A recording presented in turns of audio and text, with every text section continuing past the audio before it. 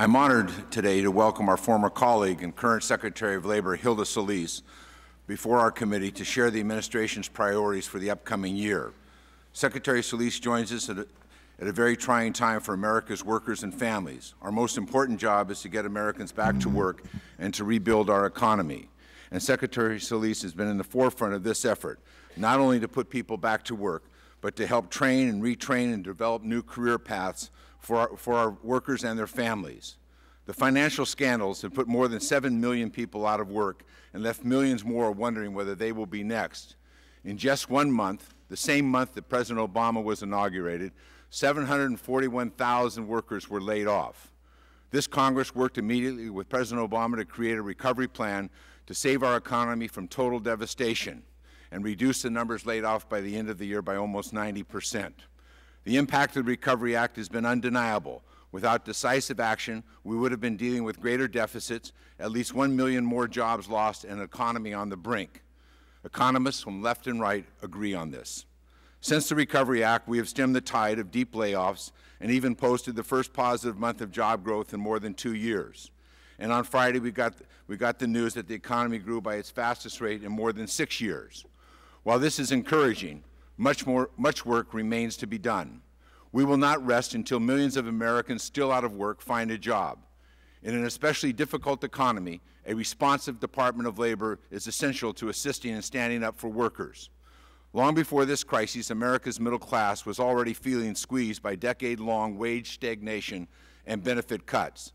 The sad fact is that the average worker makes less today than they did in the 1970s.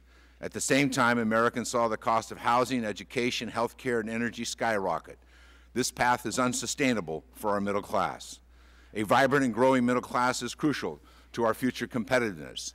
Thanks to Secretary Solis, and the Department of Labor is playing a central role in our nation's economic recovery and laying the groundwork for a stronger middle class. The Obama administration has laid out an ambitious agenda to rebuild the middle class, to help create good jobs, to train our workers for careers in the future, to protect those workers while on the job, and to improve our nation's retirement security. Madam Secretary, thank you for your leadership in moving the President's agenda. This agenda must be ambitious for two simple reasons. First is the need for a sustainable recovery. The early evidence is that is becoming apparent that we're moving toward better economic news and a growing economy. The second reason is to revamp the Department of Labor after years of neglect. One critical mission of the Department is to protect the health and safety of our nation's workers.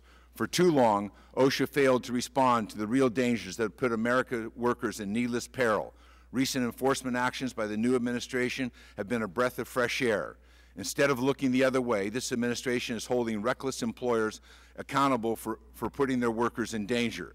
The new department also has made strides to protect families' paychecks from unscrupulous employers.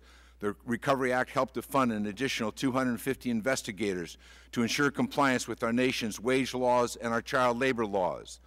The GAO identified several issues that resulted in the Wage and Hour Division in failing to address the serious allegations of wage theft that left thousands of victims of wage theft from nowhere to turn. In fact, what we saw were employees of the department lying to the American public about their ability to recover their wages and whether or not employers were still available for that recovery. Especially in this economy, every dollar that an employer steals from a worker is a dollar the family loses to pay for basic necessities. I am eager to hear from Secretary Solis about how she is reinvigorating the wage and hour enforcement. The Department of Labor also has been working to unwind a number of past initiatives that have diminished workers' retirement security. The Department took its first steps by beginning to scrap the special interest rule that threw the door wide open for financial service companies to provide investment advice to employees where they had a financial interest. The Department tasked to safeguard workers' retirement, not to push policies that pad Wall Street's bottom line. By statute, the Department of Labor is tasked to foster, promote, and to develop the welfare of wage earners of the United States, to improve their working conditions and to advance their opportunities for profitable employment. I see real progress in restoring this mission. This is partially the result of having a Secretary who understands what it means to work for a living. Madam Secretary, your department has been very busy this year, and the new budget signals more hard work to come.